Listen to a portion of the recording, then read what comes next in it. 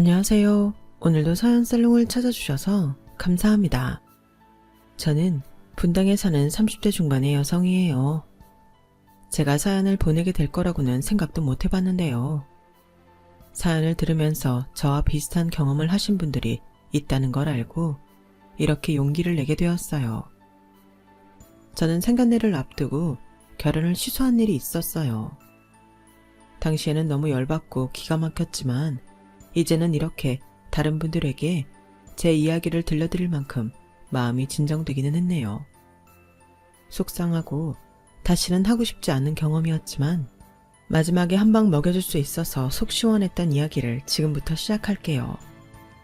저는 원래 공부밖에 할 줄 아는 게 없는 아이였어서 유일하게 할 수 있는 게 공부를 잘해서 부모님께 칭찬받는 거였어요. 다방면에 재능이 넘쳐서 운동도 잘하고 음악도 잘하고 공부도 잘했던 오빠와 달리 이과 쪽 공부에 많이 몰두했었죠. 학교에서도 항상 공부 잘하는 모범생 이미지였고요. 모두가 예상했던 것처럼 좋은 대학의 이공계 대학을 졸업했고요. 지금은 변리사로 일을 하고 있는데요. 제가 시험 합격을 좀 빨리 해서 제 나이에 비해 많은 연봉을 받고 있어요. 부모님은 제가 고등학교 때부터 사업체를 해외로 옮겨서 한국과 외국을 오가며 지내시다가 오빠가 본격적으로 부모님 사업에 합류하면서 1년 중 대부분을 외국에서 지내고 계세요. 그래서 저희가 살던 아파트를 제 이름으로 해주셨고 저는 그 아파트에 세를 주고 다른 데에 나와서 살고 있어요. 저 혼자 살기에는 아파트가 너무 넓어서요. 다른 사람들보다 더 쉽게 자리를 잡을 수 있었던 건 부모님 덕이기 때문에 저는 그 점을 항상 감사하게 생각하고 있어요. 제가 잘나서가 아니라는 걸 늘 잊지 않으려고 해요. 워낙 공부밖에 몰랐고 그 덕에 변리사 자격증까지 일찍 딴 탓에 저는 연애도 제대로 해본 적이 없이 나이를 먹었어요. 그런 제가 남자친구를 만난 건 영어 토론 모임에서였어요. 그냥 재미삼아 한번 참석해 보려고 나간 자리였는데 남자친구는 제가 마음에 든다고 전철역까지 따라왔거든요. 저기 다음에도 여기 오세요. 안 그러실 것 같은 느낌이라 연락처를 따로 알고 싶은데 안 될까요? 저 이상한 사람 아니에요. 대기업 땡땡 아시죠? 하긴 거기 모르는 사람 없죠. 저 거기 인사팀에 있어요. 여기 제 명함이에요. 저는 지금 명함이 없는데. 그날 저는 휴일이라서 명함 지갑을 놓고 나왔어요. 아이, 명함 없으면 어때요? 괜찮아요. 그런 게 뭐가 중요해요. 명함을 놓고 왔다는 거지 없다는 게 아닌데 남자는 제 말을 오해한 것 같았지만 말하기 귀찮아서 가만히 있었어요. 남자는 끈질기게 저한테 말을 걸어왔고 결국 그 다음 주에 다시 만나게 됐어요. 김창수 씨, 저를 뭘 보시고 이러는지 몰라도 저는 재미없는 사람이에요. 공부만 해서 노는 것도 잘 모르고요. 그럴 줄 알았어요. 제가 그런 거 잘 맞히거든요. 저는 공부 잘하고 영어 잘하는 여자가 좋더라고요. 그래봤자 그냥 회사 다니지 대단한 일 하는 것도 아니에요. 이렇게 말하면 나가 떨어질 줄 알았는데 남자는 회사가 뭐가 중요하냐며 더 적극적으로 나왔어요. 하도 저한테 관심을 보이니 그게 신기해서 만나볼까 싶은 마음이 들었고 그걸 계기로 한두 번 만나다 보니 어느새 사귀는 사이가 되었죠. 저는 변리사라는 제 직업은 말하지 않고 그냥 강남에 있는 회사에서 일한다고만 했어요. 변리사라고 하면 어디서 건너 알게 된 사람들 일까지 끌고 와서 좀 알아봐달라고 하거나 무료로 소송 대리를 해줄 수 없냐는 사람들이 많아서 웬만큼 친하지 않으면 제 직업을 밝히지 않았어요. 남친과는 사귈 무렵 이야기하려고 했는데 워낙 제가 평범한 사무직일 거라고 굳게 믿고 있어서 사실을 밝히는 게 더 피곤할 것 같아 가만히 있었어요. 그때는 결혼 이야기가 오고 가기 전까지는 말하지 말자는 생각도 있었고요. 그런 거 보면 제 직감이 그 남자를 별로 믿지 않았던 것 같아요. 사귀는 사람한테 제 직업을 솔직히 말하지 않는다는 게 어찌 보면 이상하잖아요. 이런 거 보면 조상이 도와준다는 말이 정말 있는 건가 싶어요. 그러지 않고서야 제가 남친한테 제가 무슨 일을 하는지 이야기 안 할 이유가 없으니까요. 그렇게 어영부영 시간이 가고 그 남자와 사귀고 2년이 되어가는 때였어요. 남자가 저한테 결혼 이야기를 꺼내더라고요. 혜영아, 우리 결혼하자. 나 정도면 괜찮은 신랑감이잖아. 너도 나랑 결혼하면 손해는 안 볼 거야. 뭐 결혼을 이런 식으로 말하는 게 좀 그렇긴 하지만 혜영이 너라면 괜찮은 와이프일 것 같아. 서로에게 좋은 일인데 망설일 거 뭐 있어? 하자. 저도 나이도 있고 하니 결혼하는 것도 나쁘지 않겠다는 생각이 들었어요. 그래서 외국에 있는 부모님한테 연락을 했죠. 부모님과 오빠는 싱가포르에서 일을 하고 있었는데요. 저보고도 싱가포르에 와서 같이 살자고 했지만 저는 한국이 좋더라고요. 남의 나라라는 게 며칠 여행 가는 건 좋아도 거기서 계속 사는 건 다른 문제잖아요. 또 저는 여기에서 하는 별리사 일에 만족하고 있었기 때문에 혼자 여기서 지내고 있었어요. 그런 저를 안타깝게 생각하던 가족들은 남친이 결혼하자고 했다니 다들 좋아하더라고요. 아유, 혜영아, 잘됐다. 남자는 괜찮은 사람인 거지? 전에 말한 것처럼 직업도 확실하고 무난해. 그럼 결혼해. 아빠랑 오빠도 너 결혼하는 거 대찬성이래. 네가 결혼하면 엄마도 좀 더 마음 편히 여기 있을 수 있고 항상 네가 마음에 걸렸거든. 뭘 그래. 나 내일 확실하고 혼자서도 잘 먹고 잘 사는데. 아유, 인서가 그런 거 아니야. 너무 너를 혼자 둬서 그런 거니? 네가 그렇게 말할 때마다 엄마가 미안해지잖아. 뭐가 미안해. 엄마도 사업 능력 있는데 그거 썩히면 돼? 아빠도 엄마가 있어서 그만큼 성공했다고 하잖아. 나도 얼마 닮아서 내일 잘하는 거니까 너무 걱정하지 마. 저는 집안 식구들이 다 이렇게 좋아하는 결혼이라면 하는 게 맞겠다 싶어서 남친에게도 알겠다고 했어요. 남친은 너무 좋다며 신나서 말하다가 언제 인사할지 묻더라고요. 그럼 나 너네 집 언제 갈까? 부모님 한국 언제 오셔? 전에 해외에 계신다고 했잖아. 부모님 한국에 잘 안 오셔. 내가 먼저 창수씨네 인사드리고 부모님하고 오빠 스케줄 되는 대로 상견례해도 괜찮고. 그럼 그렇게 할까? 나 되게 긴장하고 있었는데 갑자기 맥이 풀리네. 상견례 날 잘 보이게 지금부터 연습해둬야겠다. 라며 남친은 저보다 더 호들갑을 떨었어요. 대신 남친은 저희 부모님과 영상통화를 했고 저를 잘 부탁한다는 말에 염려 말라며 자기한테다 맡기라고 큰 소리도 치더라고요. 지금 생각해보면 그 말이 얼마나 값어치 없는 이빨린 소리였는지 참 더덥게 느껴지네요. 거기까지는 잘 넘어갔는데 문제는 남친 어머니였어요. 남친 어머니는 제가 집에 찾아가기로 한 날도 아닌데 저를 보자며 회사 근처로 왔더라고요. 내가 창수한테 말은 듣긴 했는데 그래도 우리 집에 드릴 만한 사람인지 아닌지 먼저 확인하고 싶어서 왔어. 괜찮지? 자기 집에 들여도 될지 미리 간보러 왔다는데 좋을 사람이 어딨겠어요. 그래도 저는 일단 예의를 지키느라 네, 그러실 수 있죠. 이해해요. 라고 공손하게 말했어요. 그렇게 말해주니 편하게 말아마. 나 우리 창수 엄청 귀하게 키웠어. 어떤 부모는 안 그러겠냐고 할 테지만 정말이야. 공부시킬 만큼 시키고. 걔가 말 안 하든? 걔 7급 행정공무원 시험 합격했는데 대기업 붙었다고 공무원 포기하고 일반 회사 간 거다? 걔가 그렇게 모험심이 강해. 이 정도로 똑똑하고 잘 나가는 아들 너라면 안 아깝겠니? 그런데 어느 날 결혼하겠다고 여자를 소개한다는데 너도 알겠지만 우리 창수라면 진짜 괜찮은 여자도 만날 수 있는 조건이잖아.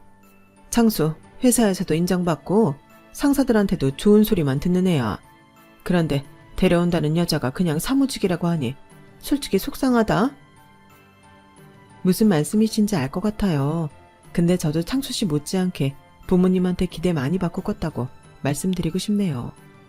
저도 제 분야에서 인정받으며 잘해 나가고 있으니 그런 걱정은 안 하셨으면 좋겠어요. 아니 근데 너는 애 낳으면 집에 들어 앉아야 되잖아. 육아휴직이니 어쩌니 해도 그것도 일에 따라서 더 좋은 조건이 될 수도 있고 아닐 수도 있잖아. 내 생각에는 그래. 근데 아가씨 같은 사무직은 좀 그렇잖아. 무슨 기술이 있는 것도 아니고. 아가씨는 지금 일 얼마나 더 잘할 수 있다고 생각해? 결국은 우리 창수한테 기대서 살게 되지 않겠어? 그런 거 생각하면 사실 그렇게 썩 내키지는 않네. 저는 그 순간에도 왜 제가 변리사라고 말을 안 했는지 저 자신도 이해가 잘 되지 않았어요. 아주 괜찮은 변리사 사무실에서 꽤 높은 연봉을 받는다고 하면 그 입을 딱 다물게 할 수 있었을 텐데요. 하도 황당한 말을 하니 어디까지 가나 보자는 마음이 있기도 했네요. 남친은 자기 엄마가 저를 찾아와 그런 말을 했다는 걸 알고 당황하긴 하더라고요. 그랬어. 엄마는 왜 그렇게 또 오버를 하는지 모르겠네. 아무튼 미안하다. 너도 니네 부모님한테는 귀한 자식인데. 뭐 이해가 안 가는 건 아닌데 내가 그런 말을 들을 정도인지는 잘 모르겠다. 에이, 너무 깊게 생각하지 마. 어른들이 그렇지 뭐. 저도 남친처럼 생각했기 때문에 다시 만나면 나아지겠지 했어요. 그런데 그 주에 남친 집에 가기로 했던 약속을 남친 어머니가 취소하더라고요. 갑자기 남친 아버지 몸이 안 좋다나요? 핑계 같기도 했지만 그러려니 하고 넘어갔어요. 그런데 주말이 지나고 수요일쯤 됐는데 제가 모르는 번호로 전화가 왔더라고요. 남친 어머니였어요. 혜영이지? 내가 저번에는 이름 부르는 게 좀 어색해서 아가씨라고 했는데 이제 혜영이라고 부를게. 네, 편하게 부르세요. 근데 제 번호는 창수씨가 알려줬나 봐요. 내가 그럼 네 번호를 어디서 알겠니? 왜? 내가 전화한 게 싫어? 아니에요. 생각지 못한 전화여서 그랬어요. 무슨 일이세요? 오늘 퇴근하고 땡땡이라는 한식집으로 좀 올래? 거기 한정식 전문점인데 네가 일하는 데에서 멀지 않거든. 아, 네. 어딘지 알 것 같아요. 거기로 갈게요. 저는 남친 어머니가 저를 정식으로 인사하는 자리에 부르는 거라고 생각하고 일을 마치자마자 불이 나게 갔어요. 그런데 남친 어머님은 이미 다른 사람들하고 식사 중이더라고요. 여기 다 내 형제들이야. 창수 이모들하고 외삼촌들. 아니, 창수가 너랑 결혼하겠다고 하니 내가 한 가지 테스트를 해볼까 해서 불렀어. 그 말도 어이가 없는데 앞에 앉은 이모라는 사람이 저를 위아래로 싹 훑어보더니 이러더라고요. 아가씨, 아주 봉 잡아서 팔자 펴겠어. 우리 창수 같은 애를 어디서 만나? 나이가 되게 어린 것도 아니잖아. 그렇다고 특별하게 이쁜 것도 아니고. 창수는 얘가 어디가 좋대? 이모 말이 끝나자마자 맨 끝에 말 많게 생긴 외삼촌이 나서더군요. 우리 창수 내조 아주 잘해야 되겠어. 누님한테도 잘하고. 우리 창수 꼬신값은 해야지. 창수는 그 뭐냐, 이번에 지 동기들 다 제치고 보너스도 두둑하게 받았다더만. 아가씨는 우리 창수한테 뭐 해줄 거야? 말 잘 들어야 돼. 아우, 오빠, 요새 누가 보너스라고 그래. 인센티브지. 뭐가 됐든 우리 창수가 잘났다는 뜻이잖아. 라면서 이모들과 외삼촌이 자기들끼리 남친을 띄우느라 저를 아주 땅 밑까지 끌어내리는데 점점 화가 나더라고요. 어머니, 그래서 저한테 하신다는 테스트가 어떤 건가요? 아, 너 오늘 여기 이 음식값 계산할 수 있겠어? 이 정도는 낼 수 있어야 내가 마음이 좀 놓을 것 같아. 우리 창수만 뼈 빠지게 일하고 너 먹여 살리느라 허리 휘면 어쩌니? 그래도 너도 강남에서 일한다니 네 평소 경제력 좀 알아야겠다. 이제 보니 남친 어머니는 저를 기죽이려고 부른 거였어요. 아니면 제가 알아서 자기 아들 포기했으면 하는 거였겠죠. 저도 그 정도 눈치는 있었고 그대로 음식값을 전부 계산할 만큼 호구도 아니어서 똑똑히 할 말을 했어요. 어머니, 이건 너무 당황스러운데요. 지난번 인사 가는 거 취소하셔서 오늘 그것 때문에 보자고 하시는 줄 알았어요. 그런데 제가 결혼해서 창수씨 힘들게 할까봐 테스트로 밥값을 내라니요. 그게 테스트가 되지도 않는다고 생각하고요. 이게 과연 정당하다고 할 수 있나요? 그건 어머니도 아니라는 거 아실 거예요. 제가 음식값을 낸다고 될 문제는 아닌 것 같아요. 제가 마음에 안 드시면 그냥 안 드신다고 하시는 게 더 솔직하고 저나 어머니나 덜 마음 상할 수 있지 않을까요? 제가 음식값을 낼 수 있고 없고를 떠나서 이런 식의 테스트는 사양할게요. 그리고 창수씨 이모님들하고 외삼촌분들께도 말씀드릴게요. 저 창수씨 일부러 꼬실 에너지가 있는 사람도 아니고요. 창수씨 덕보고 살 마음도 없어요. 창수씨 돈이나 능력 없어도 저 잘 먹고 잘 살아요. 요즘이 그런 세상도 아니고요. 창수 씨 어머니 말씀만 듣고 저라는 사람에 대해 함부로 판단하지 않았으면 좋겠네요. 사실 조금 실망스럽습니다. 그럼 저는 이만 가볼게요. 어머니, 저한테 하실 말씀 있으시면 나중에 다시 연락주세요. 오늘은 말할 수 있는 상황이 아니네요. 저는 말도 안 되는 일에 제 돈을 쓸 만큼 무르지는 않았어요. 저 자신을 지킬 수 있는 말도 할 수 있었고요. 그건 저도 잘했다고 생각해요. 남친은 미안하다고 자기 엄마 성격이 너무 솔직해서라며 이해해달라고 해서 참았어요. 내가 엄마 다시는 그러지 말라고 말 잘할게. 그러니까 너무 화내지 마, 응? 저는 이런 일들이 있다는 걸 집에는 알리지 않았어요. 부모님이 아시면 속상하기만 하고 뭘 해결할 수 있는 것도 아니니까요. 하지만 마음속으로는 이 결혼이 어떻게 될지 모르겠다. 그런 생각을 하고 있긴 했어요. 남친은 자기 부모님과 이야기를 해서 제가 인사 가는 건 없는 걸로 하기로 했어요. 자기도 우리 부모님한테 인사를 하러 가지 않으니 괜찮지 않겠냐고요. 하지만 남친 어머니가 그걸 또 문제 삼고 나섰어요. 남친 어머니는 저를 남친 회사 근처로 불러냈어요. 말은 남친하고 셋이 같이 식사하자는 거였는데 만나보니 그게 아니었죠. 아니, 내가 이건 진짜 몰랐는데 우리 창수가 아가씨 부모님 못 만났다며? 싱가폴? 거기서 사시는 거야? 네, 거기서 사업을 하셔서 거의 그쪽에 계세요. 오빠도 합류해 있어서 한국에는 지금 저 혼자 있고요. 예, 그럼 니네 부모님이고 오빠라는 사람이고 우리는 실체를 모르는 거잖아.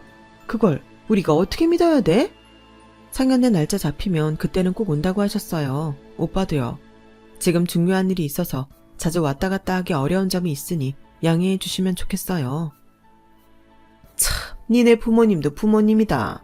아니, 이게 딸 시집 보내겠다는 사람들 맞아? 어떻게 하나밖에 없는 귀한 사윗감 대접할 생각은 안 하고 일에만 정신이 팔려 있어? 결혼은 일륜지 대사라고 왜 그러겠어? 아니, 창수야, 너 다시 생각해봐. 이런 집하고 결혼하는 게 진짜 좋아? 남친은 제 눈치를 쓱 보더니 손가락을 입에 대면서 자기 엄마한테 조용히 하라는 신용을 하더군요. 엄마도 혜영이 집에 안 불렀잖아. 그래서 나도 인사하는 건 그냥 패스하고 상견례 때 다들 만나면 좋겠다고 했어. 안 보긴 뭘 안 봐. 제가 저번에 우리 집 형제들 모인 자리에서 날 얼마나 망신준 줄 알아? 참네. 예비 며느리라는 게 예미 시보를 얼마나 우습게 보면 그깟 바깥 계산을 안 하고 따박따박 가르치듯 말하고 간다니? 나 솔직히 미심쩍다. 네가 돈 얘기에는 그렇게 펄쩍 뛰고 깐깐하게 굴고 니네 가족도 뒤로 감춰두고 안 보여주는 거 너 뭐 있지? 지금이라도 바른 대로 말하면 좋겠는데? 저는 너무 당황해서 얼굴에 열이 오르더군요. 무슨 말씀이세요? 저는 감춘 것도 없고 가족들 안 보여드리는 것도 아니에요. 궁금하시면 제 휴대폰에 저희 부모님과 오빠 사진이랑 다 보여드릴게요. 그리고 그날 바깥 계산이요. 제가 창수 씨한테 기대 살까봐 경제력 테스트 한다는 거였잖아요. 제가 왜 그런 말도 안 되는 일에 돈을 써야 하죠? 아무리 돈이 많아도 그런 식으로 돈을 쓰는 건 아니라고 생각해요. 제가 어머니하고 어머니 형제분들에게 대접해야 될 일이 있으면 먼저 초대해서 편하게 모실 생각은 있지만 그런 건 아닌 것 같아요. 혜영아, 너도 좀 가만히 있어. 왜 불난 집에 부채질을 하려고 해? 조용히 지나가면 될 일을 왜 말대답을 해서 일을 키우냐고. 라는 남친 말에 저는 어이가 없었어요. 이게 내가 아무 말도 안 한다고 해결될 일은 아니잖아. 일방적으로 나를 의심하고 계신 상황이고 지난 일도 다 내 잘못으로 뒤집어 씌우시는데 그런 건 바로 잡아야지. 라고 하자 남친 어머니는 자리에서 벌떡 일어나 됐다. 네가 똑똑하면 얼마나 똑똑하다고 내 아들 앞에서 그렇게 미주알고주알 떠들어대니? 장수가 말하면 그런가 보다 하고 말아들어야지. 그리고 너네 제대로 된 가족 직접 보기 전까지는 아무것도 믿을 수 없으니 그렇게 알아라. 우리가 만만해 보여? 어디서 사람을 속이려 들어? 젊은 게 인생 쉽게 살려고? 하더니 남친을 억지로 끌고 나가버리더라고요.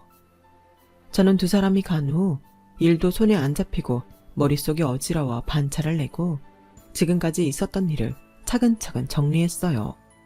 그리고 남친이 보인 태도도요. 아무리 시댁 식구들이 힘들게 해도 남편이 중재를 잘 하거나 아내 편에 있으면 다른 거 있고 다 살 수 있다고들 하던데 남친이 하는 걸 보니 그럴 것 같지 않았어요. 전에도 어른들은 다 그런 거라고 하며 자기 엄마가 말 실수한 걸 은근슬쩍 넘어간 거 하며 자기 엄마가 저한테 그렇게 신뢰되는 말을 하는데도 저보고 조용히 있으라고 한 것도요. 처음에는 가족들도 좋아하고 남친도 결혼하자고 해서 그럼 해도 되겠다 싶었는데 저는 얼마나 이 결혼이 하고 싶은지도 다시 한번 생각해 봤어요. 그런데 꼭 하고 싶은 건 아니더군요. 제가 원해서라기보다 주변 상황에 이끌려 어영부영 지금까지 왔다는 게 확실해지고 나서야 저는 어떻게 해야 할지 알겠더라고요. 저는 일주일 내로 마음 정리를 하고 결혼을 없던 걸로 하자고 남친한테 말할 작정이었어요. 그리고서 집에 돌아와 지하 주차장에 차를 세우고 엘리베이터를 타려는데 어디서 뭔가 소곤소곤 소리가 들리는 거예요. 안 들으려고 해도 조용한 주차장에 소리가 울리다 보니 그냥 들을 수밖에 없었는데요. 내용이 기가 막혔어요. 여기가 땡땡 아파트인데 일단 들어오기는 까다롭네요. 저는 경비원한테 그 여자 일행이라고 이모가 보내준 사진까지 보여주고 겨우 들어왔거든요. 여기 사는 건 맞는 것 같아요. 평수는 그렇게 크지 않아요. 여자 이름이 신혜영 맞죠? 제가 엘리베이터 같이 타고 호수 확인한 다음에 그 여자 우편함 한번 뒤져볼게요. 지금 뭐 하시는 거예요? 누구세요? 제가 그 통화를 하고 있는 남자 뒤에서 나타나자 남자는 기겁을 하며 핸드폰을 뒤로 숨기더라고요. 지금 제 이야기 한 거 맞죠? 저 따라서 여기 몰래 들어왔고요. 왜 이런 짓을 해요? 아니, 제가 뭘 어쨌다고 그래요. 왜 남의 통화는 함부로 엿들어요? 진짜 이상한 사람이네. 이거 사생활 침해예요. 진짜. 요새 왜 이렇게 적반하장인 인간들이 많아? 사생활 침해? 그건 당신이 먼저지. 여기 CCTV만 돌려봐도 다 나올걸? 당신 지금 신고당하고 경찰서 가고 싶어? 그렇게 말하면 내가 무서워할 줄 알아? 말은 그렇게 하지만 남자 눈동자가 떨리게 웃길래 저는 아주 쐐기를 박았어요. 나 변리사거든? 변리사가 뭐하는 사람인 줄은 알지? 특허권 분쟁 조정도 하고 등록도 해. 그래서 법정 대리도 많이 맡는다고. 그 말은 내가 법조계에도 아는 사람 많다는 뜻이야. 어디 지금 나랑 경찰서 한번 가볼래? 그게... 참... 그러게 이모는 왜 나한테 이런 걸 시켜서.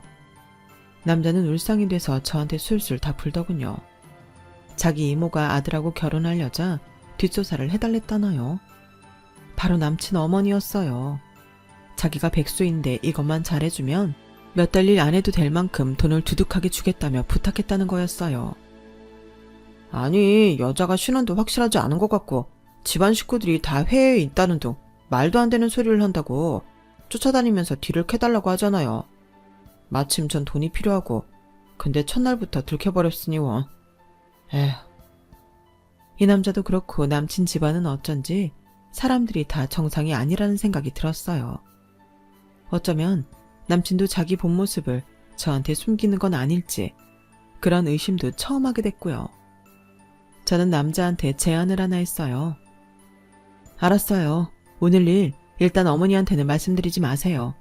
그냥 여기 사는 건 맞다고 그 얘기까지만 하고 모른 척 넘어가주면 제가 그분이 드린다는 돈보다 더 드릴게요. 그렇게 해주실 수 있어요? 그러자 남자는 선불로 얼마 정도의 돈을 원했고 저는 그 자리에서 이 일에 대해 발설하지 않겠다는 각서를 작성해서 사인을 받은 후 바로 선불을 보냈어요. 자기가 말한 액수가 적지 않은데 제가 바로 돈을 쏘니 그 남자 눈이 휘둥그레지더라고요. 내가 변리사라는 거 잊지 말아요. 각서대로 조용히 있지 않으면 그쪽도 나중에 크게 후회할 일 생겨요. 알았어요. 이 정도 돈 바로 주실 정도면 나머지도 걱정 안 해도 되겠다 했어요. 사실 이모는 약속을 잘 지키진 않거든요. 라더니 신이 나서 가버리더군요. 저는 완전 열이 받아버렸고 집에 들어가자마자 오빠한테 먼저 연락을 해서 지금까지 있었던 일을 다 말했어요. 화가 잔뜩 난 오빠는 바로 한국에 올 비행기 티켓을 알아본다고 하더라고요. 와, 진짜 어이없는 사람들이네. 지금 엄마 아빠 다른 지역에 가셨으니까 이따 오시면 말씀드릴게. 저는 그렇게 말을 한 후에 남친에게 가서 이번 일을 따지려고 했어요.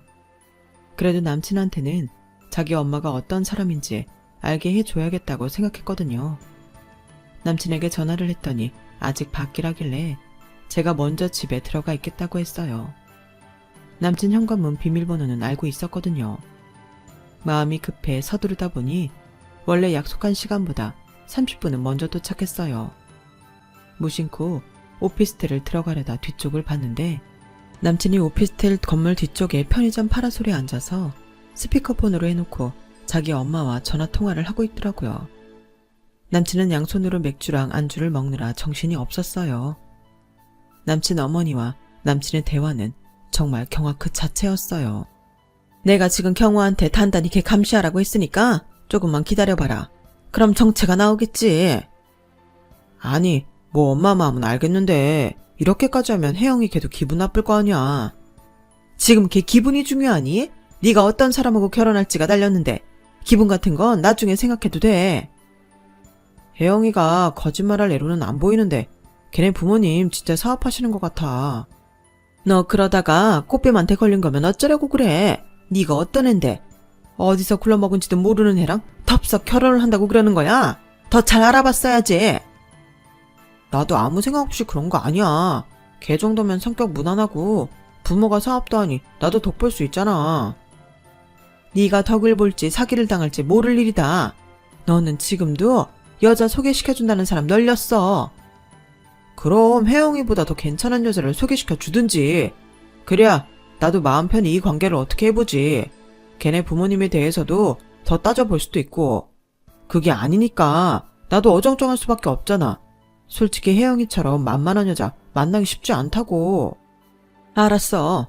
너 순정이 하지 말지? 순정이가 저번부터 너 보여주고 싶다던 여자 있었어. 초등학교 앞에서 미술학원 한다더라. 얘, 너 차라리 그런 게 나아. 애들 상대로 가르치는 건 꾸준히 돈 들어온다? 그럼 만나볼 자리 마련해봐. 그 여자 만나서 괜찮으면 나도 혜영이 깨끗하게 정리할게. 더 이상 듣고 말고 할 것도 없었어요. 남친의 속내를 다 알게 된 저는 오히려 남친 어머니가 이렇게 자꾸 딴지를 걸고 사람 열받게 한 게 고맙기까지 하더라고요. 확실하게 콧대를 꺾어놓고 결혼을 파토낼 결심이 섰으니까요. 제가 무슨 생각을 하는지 모르고 있던 남친 어머니는 저한테 전화를 해서는 이런 뚱딴지 같은 말을 했어요. 얘, 너 나랑 창수한테 외제차 한 대씩 해줄 수 있니? 이건 혼수 아니고 그냥 선물로 하는 거야.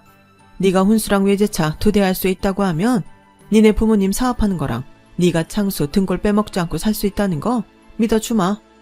안 그래도 저한테 말씀하신 것들 때문에 들을 말씀이 있거든요. 그래서 이번 주말에 좀 배웠으면 해요. 창수 씨한테도 얘기할게요.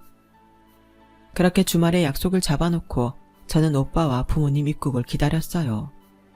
주말까지 기다리는데 시간이 왜 그렇게 안 가던지요. 저는 빨리 주말이 와서 그 사람들 기죽는 모습도 보고 싶었고 제 결혼 이야기를 끝내기만을 바라보고 있었어요. 드디어 주말이 되어 제가 먼저 약속 장소에 나가 있었죠. 그랬더니 조금 있다 남친과 그 어머니가 왔더라고요. 남친 어머니는 앉자마자 다짜고짜 이렇게 말을 했어요. 네가 드디어 본색을 드러낼 결심을 한 모양이구나. 그래, 혼수 따로 하고 외제차 2대까지 해내라고 하니 이제 정신이 번쩍 들지? 너 혼자 사는 아파트 그거 전세라며. 뭐 지 아파트인 척 할 때부터 우습다 생각했다. 아무리 25평짜리라고 해도 땡땡 아파트를 젊은 애가 갖고 있겠어? 창수 너 이 엄마한테 고맙다고 평생 절하고 살아. 저런 새빨간 거짓말이라는 사기꾼 같은 년 떼어내줬잖아. 혜영아, 난 네가 부모님 사업하신 데서 적어도 집 하나는 네 이름 앞으로 되어 있을 줄 알았는데 좀 실망이야. 아, 그랬어? 집도 있고 만만해 보이는 여자랑 살면 평생 부려먹으면서 편하게 살 줄 알았는데 그게 아니라서? 얘 말하는 꼬라지 봐라. 아주 웃기지도 않네. 네가 우리 애한테 꼬리치고 사기까지 치려고 했으면서 이게 무슨 말도 안 되는 소리야. 저는 아무 말 않고 두 사람 앞에 서류를 내보였어요. 바로 제 이름으로 되어 있는 강남 아파트 부동산 서류였죠. 두 사람은 그걸 보더니 놀란 눈으로 저를 쳐다보더군요. 네, 그게 제 거예요. 부모님이랑 같이 살던 집인데 싱가포르로 나가시기 전에 저한테 물려주셨거든요. 저는 그 집이 너무 커서 혼자 청소하기도 힘들고 감당 안 돼서 지금 세주고 있고요. 제 집은 왜 전세로 사냐고요? 뭐하러 이중으로 재산세를 내고 살아요? 전세에 들어간 돈은 얼마든지 나중에 제가 돌려받을 수 있는 돈이고 세금도 내지 않아도 되니 그렇게 한 거죠. 남친은 침을 꿀꺽 삼키며 말을 더듬더군요. 혜영아, 이게 정말 네 거면 그럼 니네 부모님은? 그때 부모님하고 오빠가 저희 자리에 나타났어요. 아빠가 무서운 목소리로 꾸짖듯 말씀하셨죠. 그래, 우리 진짜 싱가포르에서 사업하네. 그게 그렇게 못 믿어왔나? 엄마도 잔뜩 화가 나서 두 사람을 매섭게 쏘아봤어요. 내가 딸내미 빨리 결혼시키려다 아주 이상한 집안하고 엮일 뻔했어. 저쪽에서 말하는 거 듣고 있자니 열받아서 원. 이보세요. 저희가 사업하는 게 궁금했으면 제 딸한테 저희와 이야기할 수 있겠냐고 물어보셔도 되잖아요. 요즘처럼 영상으로 얼마든지 소통할 수 있는 시대에 혼자 넘겨짓고 남의 딸을 사기꾼 만들어요? 아니, 혹시 평생 어디서 속구만 사셨어요? 저희는요, 남들 뒤통수 쳐본 적도 없고 주변과 신뢰관계 쌓아서 일하는데 바빠서 그런 생각 해보지도 못했습니다. 그러자 남친 어머니는 자리에서 일어나 허리에 두 손을 짚고 당당하게 이러더라고요. 아니 그럼 대개 딸처럼 시덥지 않은 직업 갖고 제대로 된 물증도 없이 부모가 사업하네 하면 그걸 어떻게 믿겠어요? 진작에 이런 부동산 서류라도 보여줬으면 모를까요? 그리고 지금 댁들이 나타나서 이렇게 말한다고 그게 사업한다는 증거가 됩니까? 남친 어머니 말에 오빠가 대응했죠. 그러실까봐 오늘 이 자리로 모셨는데요. 여기 사장님 좀 불러주세요. 거기는 호텔 내에 있는 고급 한정식 레스토랑이었어요. 오빠가 매니저한테 사장님을 불러달라고 하니 매니저는 바로 사장님과 함께 저희 앞에 나타났어요. 사장님은 저희 부모님을 보자마자 아주 반갑게 인사를 하셨어요. 아유, 신 대표님, 이 대표님 들어오신 거 알고 어찌나 반가웠는지요. 오늘 여기 오신다길래 제가 일부러 나왔습니다. 아드님이 이제 사업 아주 잘하신다면서요. 네, 사장님. 얘가 요즘 아주 든든한 버팀목이 돼주고 있어요. 언제 또 싱가포르 오십니까? 그때 한번 저희 쇼핑몰 오셔야죠. 참, 저희 리조트 만든 건 아시죠? 이건 동남아 쪽이니 그쪽에도 한번 오세요. 저희가 잘 모실게요. 대표님이 초대해 주시면 영광스럽게 알고 가야죠. 아우, 혜영이 오랜만에 보니 더 이쁘네. 오늘 오랜만에 가족하고 맛있는 거 많이 먹고 가. 그리고 자리를 뜨자 남친과 남친 어머니는 아무 말도 못하더라고요. 오빠가 두 사람한테 이렇게 말했어요. 저희가 정말 구차하고 치사해서 이렇게까지 안 하려고 했는데 뭘 해도 안 믿을지 몰라서 저희 회사 서류까지 다 보여드리죠. 오빠는 저희 집이 해외에서 사업하는 걸 증명할 수 있는 걸 두 사람한테 보여줬어요. 거기에는 현지에서 찍은 사진들도 있었죠. 그런데도 남친 어머니는 미안하다는 말 대신에 변명을 하더라고요. 아니, 그러니까 혜영이 얘가 그냥 사무직이라니까 제가 못 믿어서 그런 거죠. 별다른 뜻이 있었다기보다는요. 그래서 저는 두 사람 앞에 명함을 내밀었어요. 저 변리사예요. 이미 신입 딱지 뗀 지도 꽤 돼서 연봉도 창수 씨보다 훨씬 많고요. 제가 말씀드렸잖아요. 창수 씨 인맥이나 경제력에 기대지 않고 살 수 있다고요. 창수 씨도 그래. 내가 만만하고 무난하면서 돈 많으니까 같이 살려고 했다고? 창수 씨, 저번에 편의점에서 어머니랑 통화하는 거 다 들었어. 뭐 미술학원 하는 여자 만난다며? 그래, 그 여자랑 잘해봐. 나 오늘 여기 결혼 얘기 파토내러 온 거니까. 이제 우리 끝이야. 저희가 그 자리를 뜨려고 하자 남친은 얼른 저를 붙잡더군요. 혜영아, 내가 오해를 해서 그렇지 절대 너랑 헤어질 생각 아니었어. 미안해. 장인어른, 장모님, 형님, 제가 잘하겠습니다. 제가 너무 큰 실수를 했는데 사람이 실수는 할 수 있는 거잖아요. 저 믿고 받아주세요. 제가 정말 잘하겠습니다. 저는 남친의 손을 탁 뿌리쳤어요.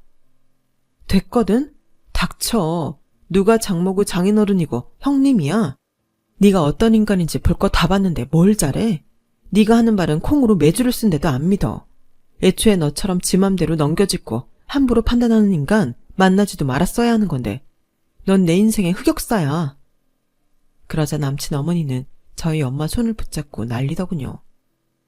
아우, 사부인, 이제 오해가 풀렸으니 애들 혼사 얘기해야지 어딜 가세요.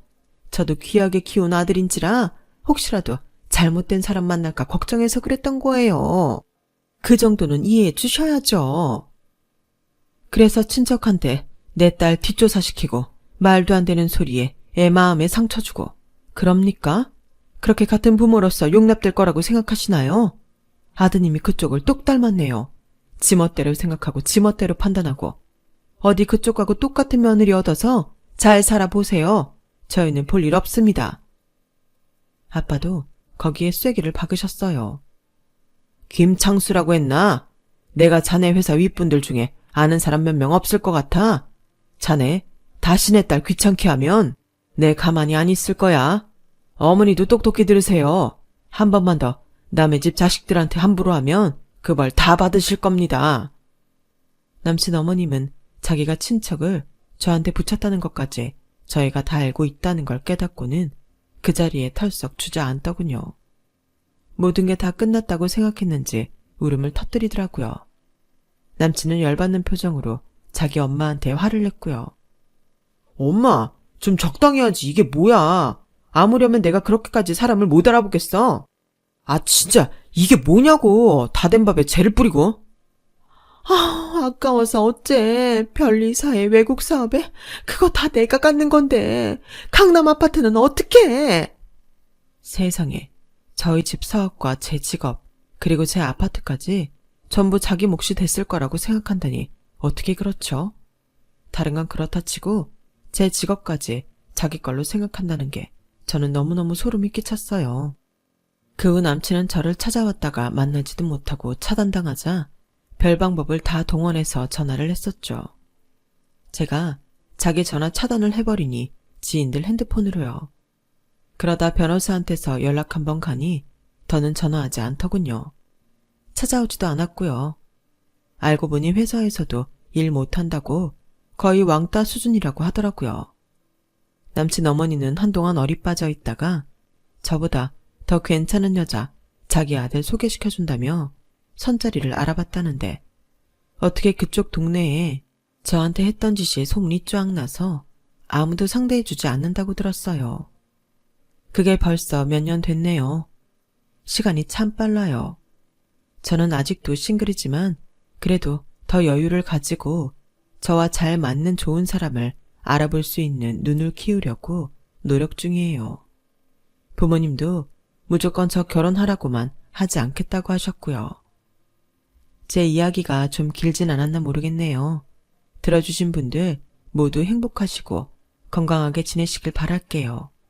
감사합니다. 여러분, 사연 댓글에 응원과 현명한 조언 부탁드려요. 좋아요와 구독은 저에게 큰 힘이 됩니다. 오늘도 좋은 일 가득하세요.